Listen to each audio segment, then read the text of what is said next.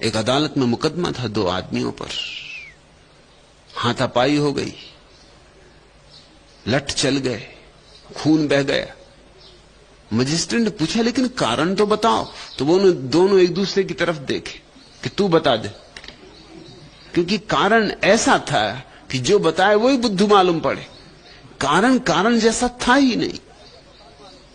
Magistrate ने कहा बताते हो कि नहीं? एक दूसरे की तरफ क्या देखना, बोलो क्या हुआ मामला। तो उन्होंने कहा आपसे क्या कहें, कहते संकोच लगता है।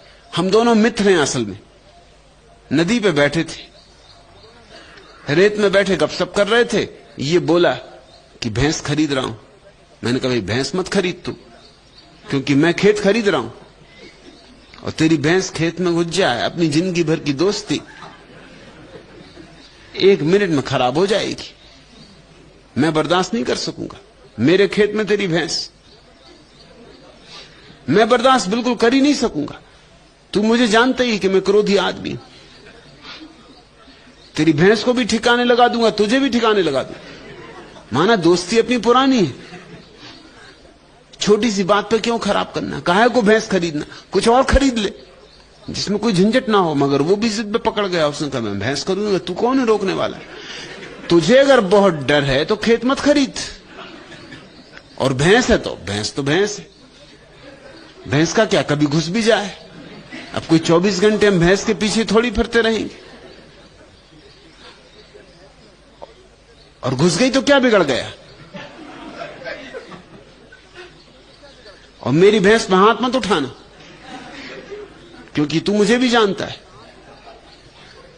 कि अगर मुझे क्रोध आ जाए तो कुछ से कुछ हो जाएगा। भैंस तो एक तरफ रह जाएगी, आग लगा दूंगा खेत में, हड्डी पसली तोड़ दूंगा तेरी। पुरानी दोस्ती क्यों ना झंझट लेना। मैं तो भैंस खरीदना तय कर ही चुका हूं, तू खेत मत खरीद। बात बढ़ती चली गई। बात यहां तक बढ़ गई कि एक ने कहा कि मैंने वही रेत में हाथ से लकीर खींच के कहा कि ये रहा मेरा खेत, कोई घुसाए भैंस। और इस ना समझने अपनी अंगुली से इशारा करके एक दूसरी लकीर खींच दी, कहा ये घुस गई मेरी भैंस, कर ले कोई कुछ मेरा।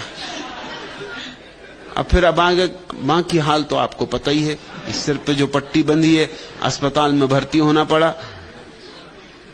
मगर अभी खेत खरीदा नहीं गया और भैंस अभी खरीदी नहीं गई है। ये तो प्रतीकात्मक झगड़ा था, मगर असली सिर खुल गए।